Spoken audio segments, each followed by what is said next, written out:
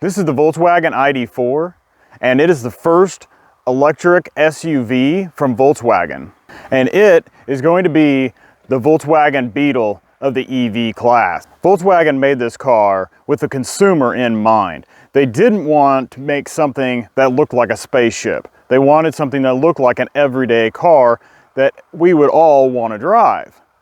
So that's what they did. Now, as you can see, the styling is just amazing though. It really set itself apart from the rest of the class. If we come around to the front here, you can see these LED lights, and these have this eyeball shape to them. They are steering responsive, so when you go into the corners, it will turn with you. And this is the Pro S model. So it also gets inclement weather lighting on the inside here that shines off to the side of the road. So that way you can see the lines in the road or the edge of the road a little bit better when it's snowing or raining. It also, when you're going under 10 miles per hour and you're getting ready to turn into like a driveway, it will shine a light on that side so you can see that driveway a lot more clearly. Moving down here, you have some air vents. So it blows air through here and it pushes the air out and around the outside of the tire. It helps a lot for the aerodynamics of the car. And then you can see underneath here, we have a lower grille. Now this grille is mostly closed, but it is open here in the center, and that's to help with ventilation and cooling the battery. Now we were talking about that air that comes through from the side to blow the turbulence around the outside of the wheel. Well, these wheels are 19-inch wheels. They are available on the Pro model. If you go up to the Pro S Gradient, then that's where you get the 20-inch rims. These 19s, these are machined on the outside and they are painted in the middle, and then they have these openings through here to kind of help cool the brakes off. But this more closed area here, and it's more like fins, kind of makes that air kind of blow around the outside. It's like it's blowing the air out away from the tire to create less drag down the side of the car. Now, as we look down the side of the car, he's got these great clean lines all the way down, and a little bit of a slope up to kind of push that air up and around. Coming over the top, this one is a Pro S, so it has the full glass roof. It also has these roof rails coming back, and all of that is shaped and designed for that air to just slide right through down across this roof spoiler and off the back of the car. All right, so now we're gonna take a look at the back. You can see that it has a rear wiper on it. Got the Volkswagen black and white logo there. You got the ID4 right down here. This is full LED bar. It goes all the way across to the other side. And with the Pro S, you also get a powered liftgate.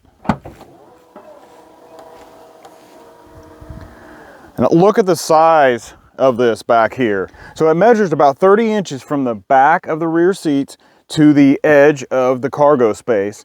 If you drop those seats down, then you gain another 34 inches. So you're at 64 inches from the back all the way up to your front row seats. Now that's a lot of space.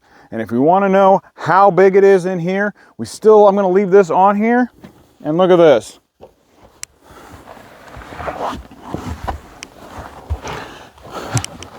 How's that? I mean, I can easily fit in here. You could close this without any problem. A lot of space in the ID4. So one thing that the ID4 has is a push-to-lock system. So when you get out of the car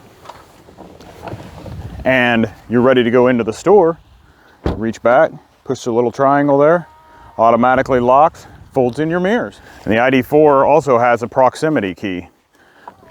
Unlocks the doors, folds your mirror back out. Great technology. So let's take a look at the inside. So as you can see, this one comes with the brown leather interior. So you've got brown here, and it's a soft material. You also have piano black throughout the car. It gives it a little step of class, although I know a lot of people are not big fans of the piano black, but I really do think it gives it that little extra to the interior. Okay, so now we are looking around on the interior. You see the passenger side door with that brown, and then you've got brown leather up top on the dash here, and I think it looks amazing. I love it. So this is a little strange. They've only got 2 window buttons, and to put the rear down, then you have to press the button and turn the rear on, and then it puts the rear windows down. One trick that we have found out that if you hold the button down and it starts flashing and you press the 1 button, it drops all the windows. And then you got 1 pull up and it raises all the windows. It's pretty interesting. So moving down the side here, you also have a release for your hatch. Up here, you have auto headlights with auto dimming, which is a really nice feature. And then you've got, this is your inclement weather lighting.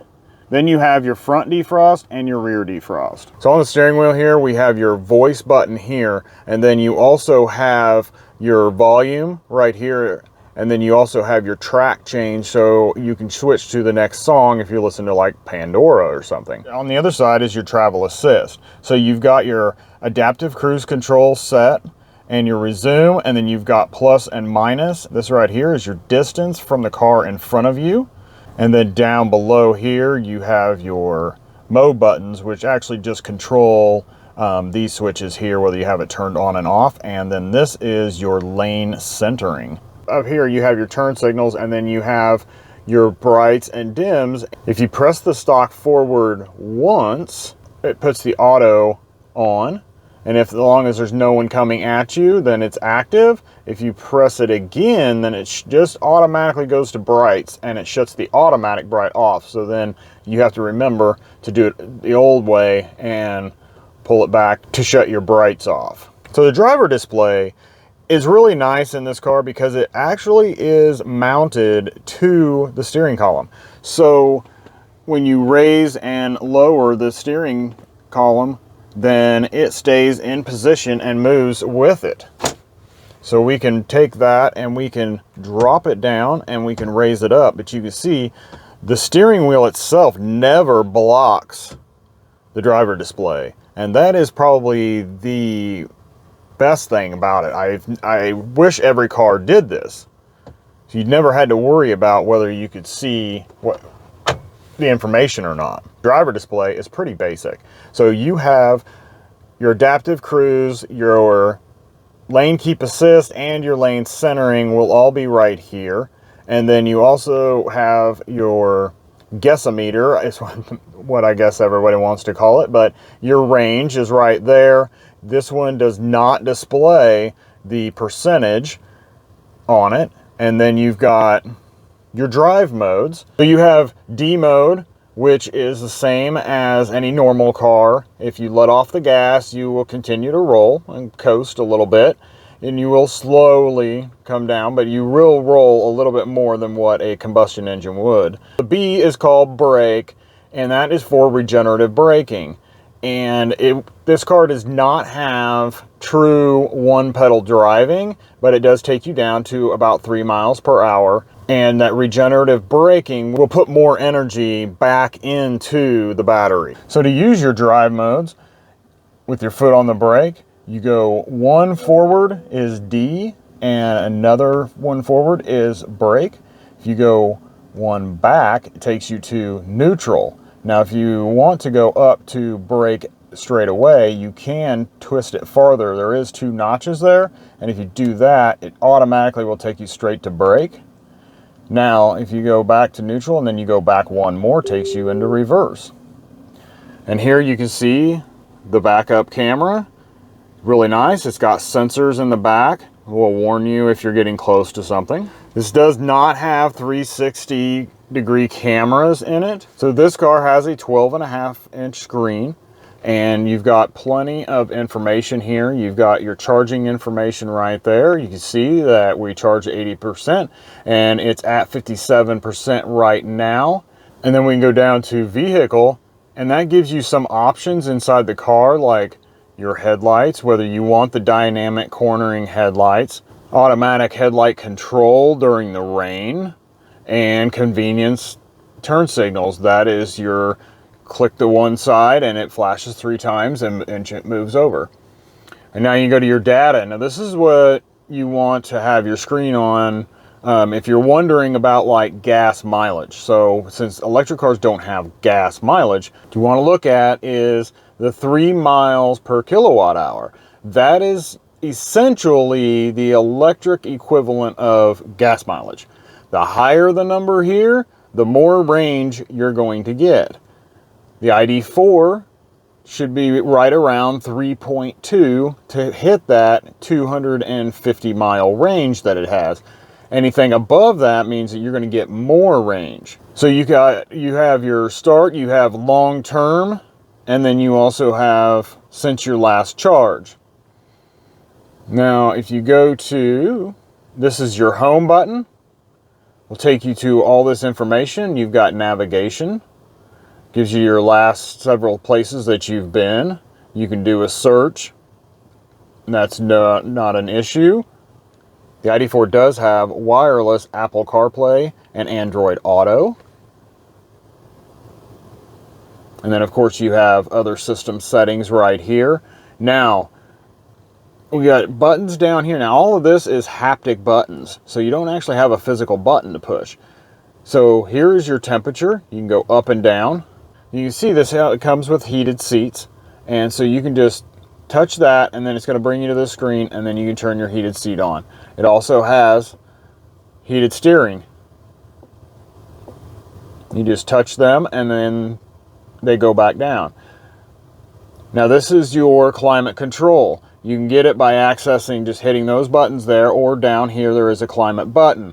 Up here you have automatic, air conditioning, you got recirculate, your upper vents, lower vents, defrost. That is called your classic climate. Now if you go to smart climate, you have clear view, which will clear off your windshield if it's foggy. You got warm feet, warm hands, so that will turn on the lower vents. This will turn on your heated steering wheel. You want to cool off your feet, so that'll turn on the air conditioning to cool your feet off. You can pull in fresh air. And then you also have quick cooling. If it's really hot in here, you hit that quick cooling and it will turn everything on high. Now, there is an air care system. If you're not familiar with the air care system, it is basically an air purifier for the car. So when you turn that on, it is going to start purifying the air in the car. So right here is your travel assist. You're going to click on that and then you can click on the car. So that's your blind spot monitoring. You can turn that on or off. It will light up in your mirror right there and you can adjust the level of brightness on that. This is your emergency braking. You can set that to how sensitive that you want it. This is your adaptive cruise. You can set the distance in here or you can set it on the steering wheel. And then you have your speed sign recognition. You can set that up and you can set it for however many miles per hour over that you want it to alert you. All right, so moving down the car, we have got cup holders. So look at these cup holders here. You have a spot for your cards right here. And then down here, we have more storage with more cup holders. You've got your wireless charger here. You got 2 USB-C ports here, and this grabs right here, and you can pull that out, and you can actually put it down here. The seats are vegan leather, and as you can see, they have the ID stamped into it. They also come with these nice armrests. So you do have lights up above here. They are touch sensitive, and there's one thing that not many cars with a full panoramic roof have, and that is a shade, which is right here, and you just touch your finger and slide it forward.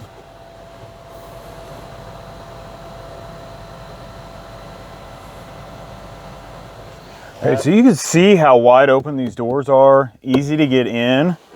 And now you can see the space that I have here in the back. I mean, look, there is plenty of room. There is about finger length of room between my knees and the back of this seat.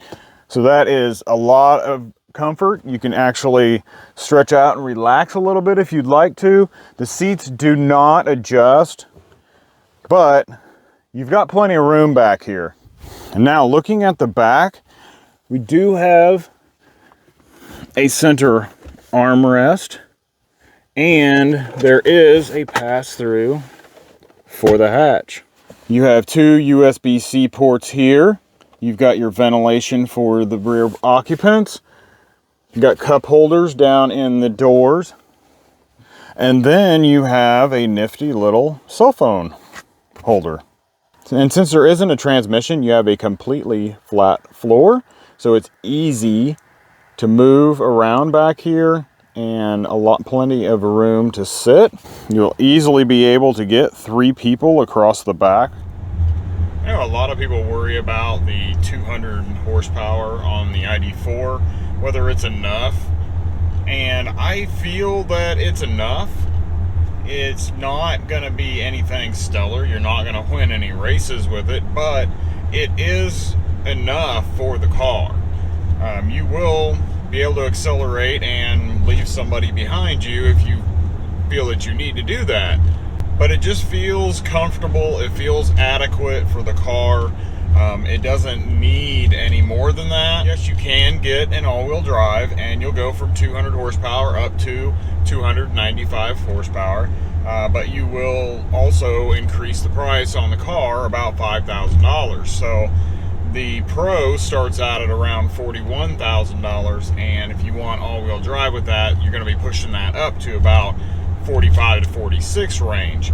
Now, this one that we're driving is the Pro S. It starts out right around 44 to 45, somewhere in that range. Now, you add all-wheel drive to that, and now you're pushing it up into the $50,000 range.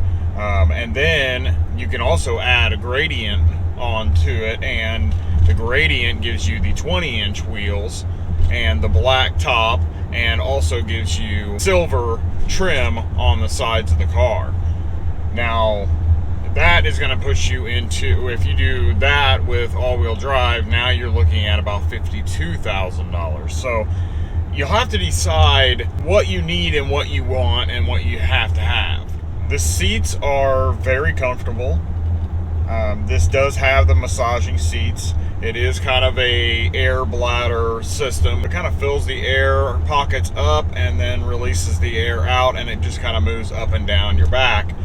It is kind of nice. It's nothing crazy, but it would be good for long trips. Kind of keep the blood flow going. The seats are just comfortable. They hug you right where you need to be hugged. You go around a corner, you're not going to be sliding around a lot. They are a good size. The padding on them feels really good. I feel that you could drive this long distances without having any issues. Steering is really good. It's nice, it's tight, it's responsive. Suspension, it again feels great. Volkswagen has been making cars for a long time. They have their suspensions dialed in, and this one they did an excellent job with. Sometimes car makers, when they start making EVs, because of the weight, they don't quite get the suspension set up right, but they did it right in this one. So now we talked about earlier the drive mode and the B mode, which is your regenerative braking. It is very good. It's very strong. Not quite as strong as some other ones, be like the Mustang Mach-E and a true one-pedal driving like Tesla. It's not that hard of braking when you release it, but it is enough that will slow you down and give you a chance to get to your brake if you need to get to your brake.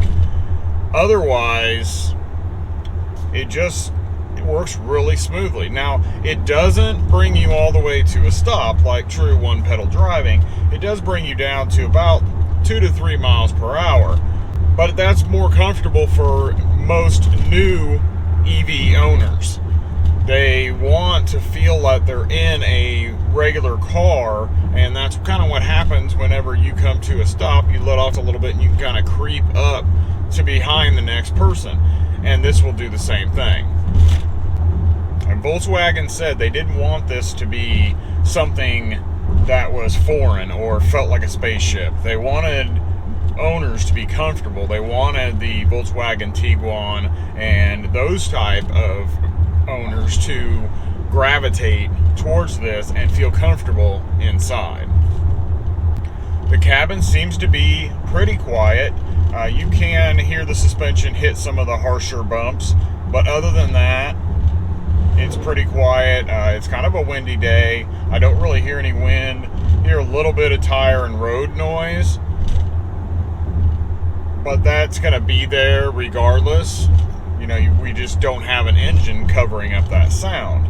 So you hear a little more things. You hear some different things than what a traditional gas-powered vehicle sounds you're going to hear. So I hope you guys enjoyed the review of this Volkswagen ID4, and I do believe that it is an excellent entry-level EV for any family that is looking to move into that direction and save a little gas.